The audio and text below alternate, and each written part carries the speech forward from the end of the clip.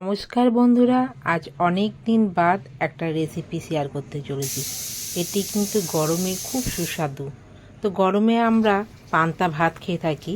আমি তো বেশিরভাগ দিনে রাতের বেলায় পান্তা ভাত খাই। পান্তা মানে দিনের ভাতটাকে রেখে দিই, রাতে ওটাকে ফ্রিজে জল দিই, দিয়ে ওটাকে জলে ছাকা ভাত বলে, কেউ আবার পান্তা ভাত বলে, কেউ ভিজে ভাত বলে, যে যাই বলুক। তো যাই হোক, আজকে এই পান্তা ভাতের রেসিপিটাই তোমাদের সঙ্গে শেয়ার করছি। তো এই রেসিপিটির নাম হচ্ছে আলু দিয়ে ডিম দিয়ে ঝালদা। তো এখানে দেখো, দুটো ডিম আমি ফাটিয়ে ডিমের ভুজিয়া তৈরি করে নিচ্ছি। আর এখানে মিডিয়াম সাইজের আমি একটা পেঁয়াজ নিয়েছি, 4-5টা রসুন কোয়া, আর হাফ টমেটো, আর দুটো ডিম।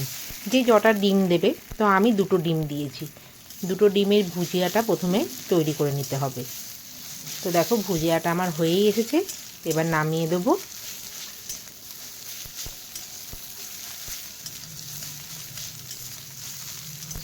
ভুজিয়াটা বেশ লাল লাল করে ভেজে নেব। এখানে দেখো ভুজিয়া হয়ে গেছে, এবার নামিয়ে নিচ্ছি। আর এখানে দেখো ভুজিয়া হয়ে গেছে, আর এটা সর্ষে আর দুটো শুকনো লঙ্কা বেটে নিয়েছি। আর এখানে আবার কড়াইতে তেল দিয়ে দিয়েছি, আর একটা মিডিয়াম সাইজের পেঁয়াজ কুচিয়ে নিয়েছি। তো প্রথমে পেঁয়াজটাকে দিয়ে একটু লাল করে ভেজে নেব। যতক্ষণ না লাল করে ভাজা হচ্ছে আমি নাড়তে থাকবো। পেঁয়াজটা ভাজা হয়ে গেছে, এবার এর মধ্যে দিয়ে দিচ্ছি রসুনটাকে দিয়েও বেশ কিছুক্ষণ আমি নাড়াচাড়া করে ভেজে নেব।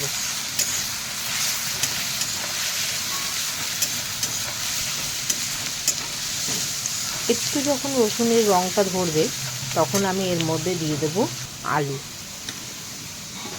এখানে দেখো, আলুগুলোকে আমি পোস্ত আলুর মতন কেটে নিয়েছি।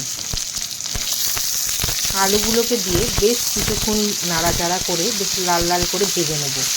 এর মধ্যে আমি দিয়ে দেবো এক এক করে মশলা।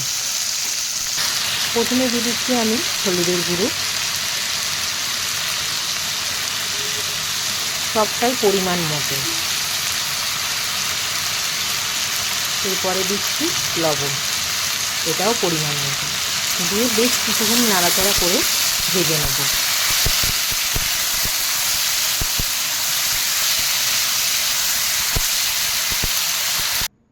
তো দেখো, এখানে আমার ভাজা হয়ে গেছে। এবার দিয়ে দিচ্ছি আমি সর্ষে আর দুটো শুকনো লঙ্কা বেটে রেখেছিলাম, সেই বাটাটা দিয়ে বেশ ভালোভাবে কষিয়ে নেব।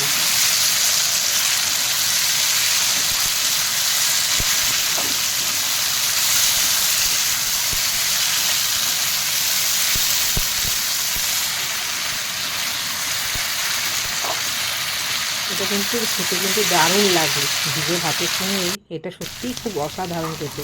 এবারে দিয়ে দিচ্ছি ডিমের ভুজিয়াগুলো, দিয়ে ভালো করে মিক্স করে কষিয়ে নেবো। আর এখানে হাফ টমেটোটা আমি বেশি কুচি করিনি, যেহেতু আলুটা কাঁচা আছে, আলুর সঙ্গে টমেটোটা সেদ্ধ হয়ে যাবে। তো সব একসঙ্গে মিক্স করে নিয়ে ভালোভাবে কষিয়ে নেব।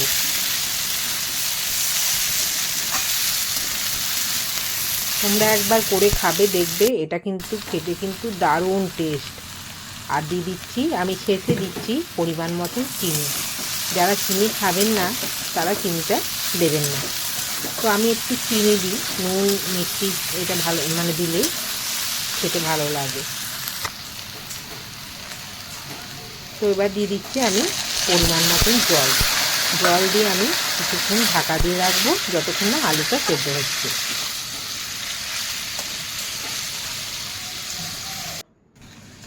তো এখানে দেখো, আমার ডিম দিয়ে আলু দিয়ে ঝালদা রেডি। কারা কারা এই রেসিপিটা পছন্দ করছো অবশ্যই কমেন্ট করো, একবার খেয়ে দেখবে, খেতে কিন্তু অসাধারণ।